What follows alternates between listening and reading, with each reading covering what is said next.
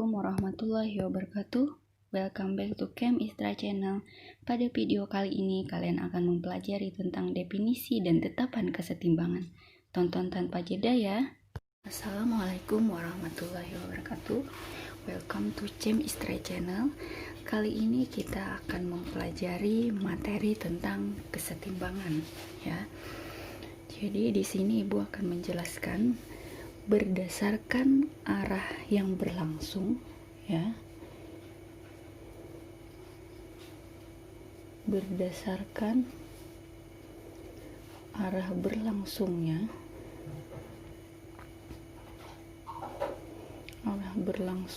reaksi, maka reaksi dibedakan menjadi dua ya, yaitu reaksi reversibel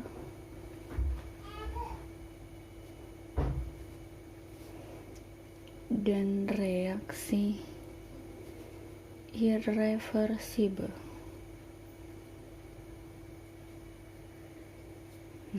Ya. Reaksi reversibel disebut juga dengan reaksi searah ya, reaksi searah ya. Cirinya itu adalah biasanya memiliki tanda panah cirinya itu tanda panahnya satu arah saja ya.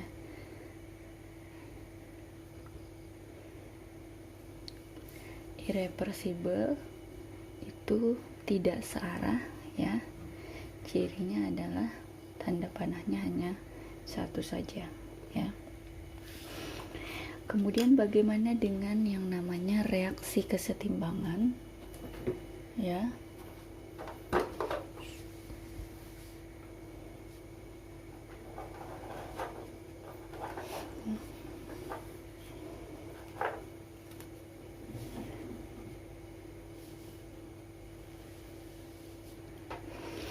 Reaksi kesetimbangan itu adalah jika laju reaksi ke kanan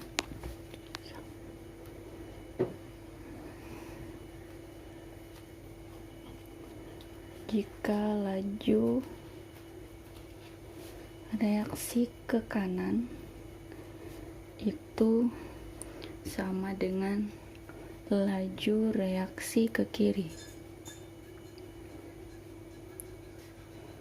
ya. Laju membentuk produk sama dengan laju pembentukan reaktan ya. Dalam artian di sini jumlah zat reaktan dan produk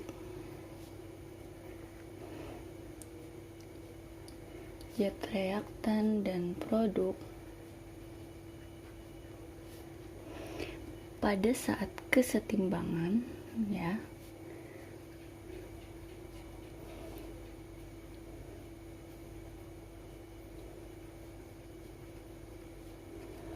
pada saat kesetimbangan itu tidak berubah ya.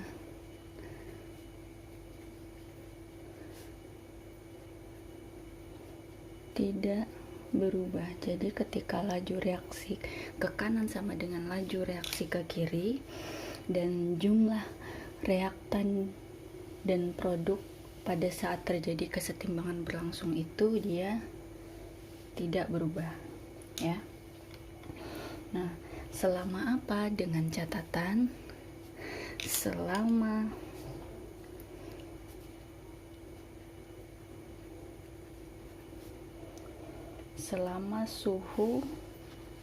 suhunya tetap ya, selama suhunya tetap ya.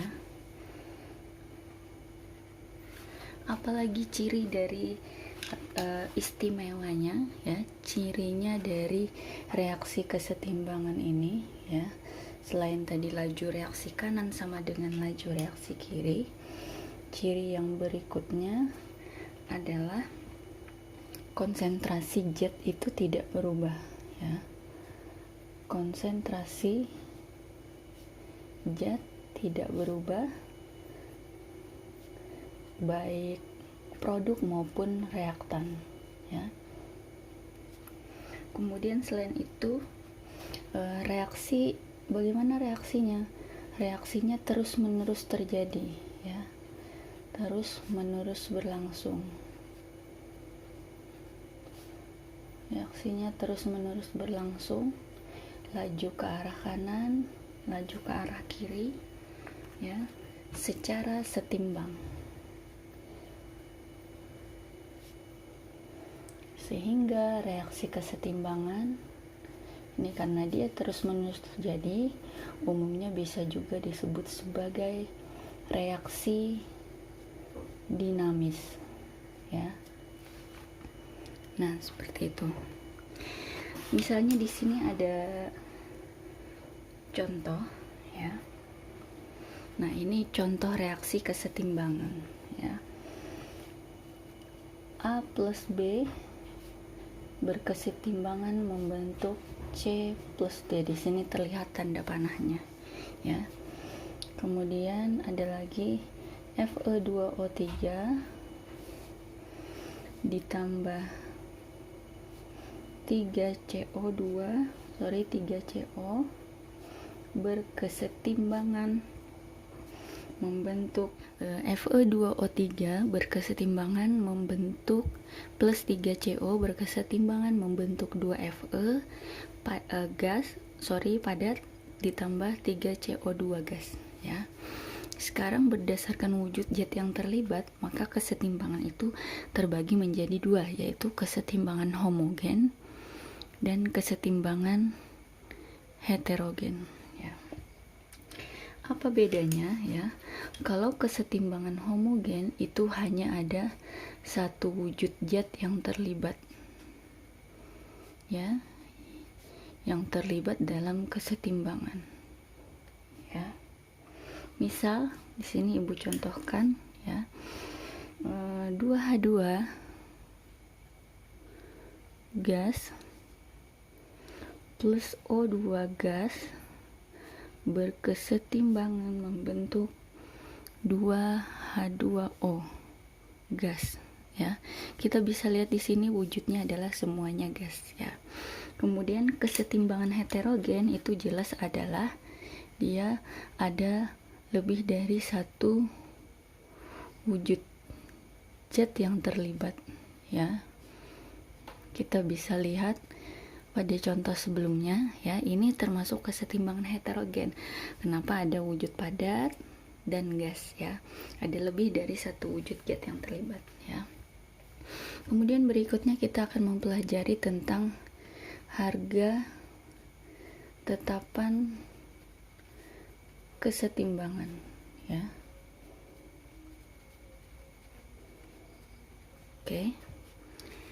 Harga tetapan kesetimbangan di sini berdasarkan konsentrasi, ya. Jadi berdasarkan konsentrasi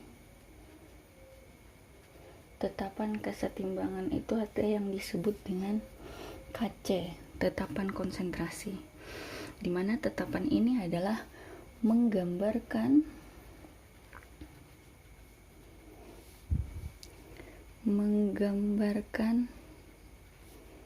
perbandingan produk, ya, perbandingan produk, komposisi produk dan reaktan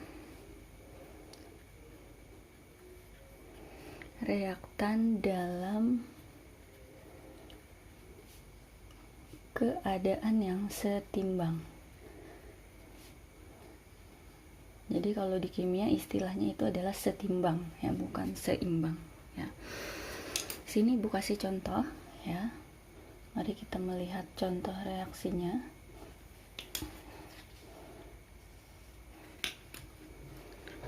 Oke, misalnya di sini ada gas nitrogen direaksikan dengan gas hidrogen, menghasilkan gas amonia.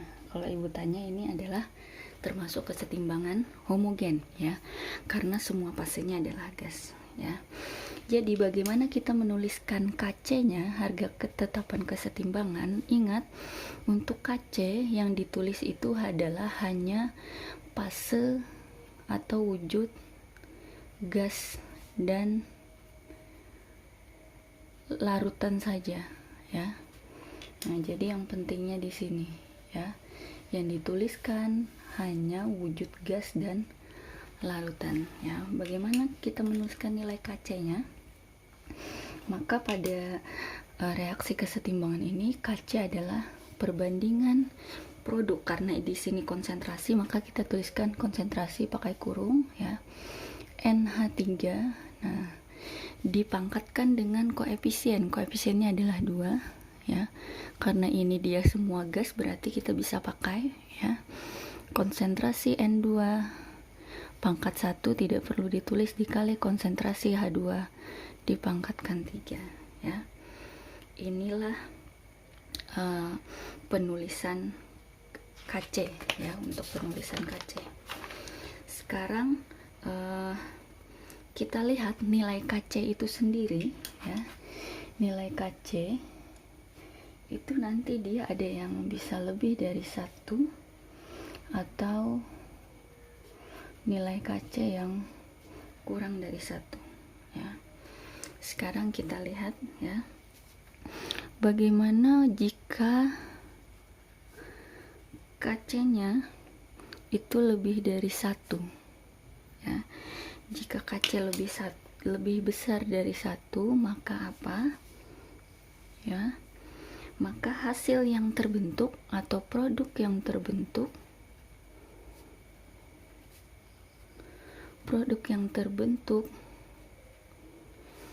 itu lebih banyak daripada pereaksi sisanya, atau lebih besar dari pereaksi sisanya. Lebih banyak produk yang terbentuk di sini jika KC-nya bernilai lebih dari 1 ya. Bagaimana kita menggambarkan kurvanya ya? Jadi di sini ada kurva hubungan antara konsentrasi dengan waktu ya. Ini adalah produk ya, kemudian ini adalah reaktan ya. Ini produk, kemudian ini reaktan ya. Nah, ini penggambaran kurvanya. Kemudian bagaimana jika KC-nya kurang dari 1 ya? Jika KC-nya kurang dari 1, maka apa? Maka produk yang terbentuk lebih sedikit ya. Produk yang terbentuk lebih sedikit dibandingkan pereaksinya ya. Nah, seperti itu. Kita bisa gambarkan lagi kurvanya ya. Jadi kurva hubungan antara konsentrasi dan waktu ya. Nah, bentuk kurvanya seperti ini. Ini adalah reaktan dan ini adalah produk. Jadi produknya lebih sedikit terbentuk ya ketika nilai KC-nya kurang dari 1. Oke, di sini ada triknya ya. Ada trik di sini yang akan Ibu sampaikan ya. Bagaimana dengan nilai K itu sendiri? Jadi nilai atau harga K itu bergantung pada suhu ya. Bergantung pada suhu ya. Jika suhunya tetap, maka K-nya juga tetap ya. Suhu tetap, maka K-nya juga tetap ya. bagaimana jika suhunya naik ya. Jika suhunya turun berarti reaksinya endoterm ya, maka nilai K-nya meningkat ya. Jika suhunya naik ya, melepas kalor atau reaksi eksoterm, maka nilai K-nya berkurang ya. Nah, dalam perhitungan biasanya untuk reaksi kesetimbangan ada dituliskan satu reaksi, kemudian ditanyakan lagi reaksi yang lain. Maka kita bisa mencari hubungan antar nilai K pada kedua reaksi atau beberapa reaksi ya. Di sini Ibu juga akan membagikan triknya bagaimana nilai K ya. Yang pertama, jika reaksinya dibalik ya. Jika reaksi itu dibalik, maka nilai K menjadi 1/nya ya. Itu ketentuannya. Kemudian bagaimana jika reaksi dikali ya. Jika reaksi dikali, maka nilai K menjadi dipangkatkan dengan berapa dikalinya. Misalnya dikali 5, maka nilai K-nya adalah menjadi K pangkat 5 ya. Kemudian jika reaksi dibagi ya,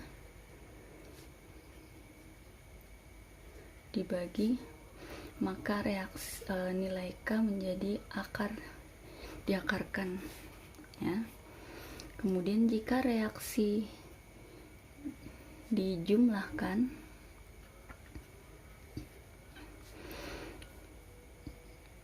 maka itu artinya nilai K-nya adalah dikali. Misalnya ketika K1 ditambah K2, maka maknanya adalah K1 dikali K2. Nah, itu beberapa trik yang nanti akan kita gunakan untuk menyelesaikan perhitungan nilai K jika diberikan beberapa reaksi ya. Oke, kita langsung saja ke contoh soal ya. Oke, di sini contoh soalnya diberikan suatu reaksi yaitu N2 gas plus 3H2 gas ya, berkesetimbangan membentuk 2NH3 gas, di mana nilai K-nya adalah 4 ya. Nah,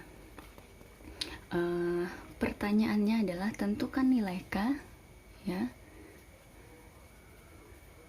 Tentukan nilai K pada reaksi NH3 berkesetimbangan membentuk setengah N2 plus 3/2H2 ya. Oke, bagaimana penyelesaiannya untuk menjawab soal ini ya? Maka kita lihat reaksinya. Reaksi yang pertama nilai K-nya adalah 4 ya. Ini berarti apa? Reaksinya dibalik ya, asalnya NH3-nya posisinya sebelah kanan, sedangkan yang ditanyakannya adalah posisinya sebelah kiri. Berarti di sini reaksinya dibalik, kemudian apa? Dibagi 2 ya. Jadi kata kuncinya di sini dibalik dan dibagi 2. Maka penyelesaiannya adalah karena reaksinya dibalik, berarti tadi dibalik menjadi 1/K, berarti 1/4 ya. Kemudian dibagi ya, dibagi berapa ya? Dibagi 2, karena kan koefisien NH3 asalnya 2 menjadi 1, berarti dibagi 2 berarti diakarkan 2 ya. Maka kita bisa dapat akar dari 1/4, hasilnya adalah 1/2. Nilai K-nya menjadi lebih kecil ya. Oke, sebagai latihan sekarang silahkan kalian kerjakan soal berikut ya. Yang pertama, pada reaksi Al3+ larutan direaksikan dengan 3H2O liquid berkesetimbangan membentuk AlOH3 kali padat dan 3H+ larutan ya. Nah, tuliskan KC-nya ya. Ingat tadi KC yang digunakan hanya fase gas dan larutan ya. Soal yang kedua, misalnya di sini ada reaksi 2X ditambah 2Y berkesetimbangan membentuk 4Z dengan nilai K adalah 0,04 ya.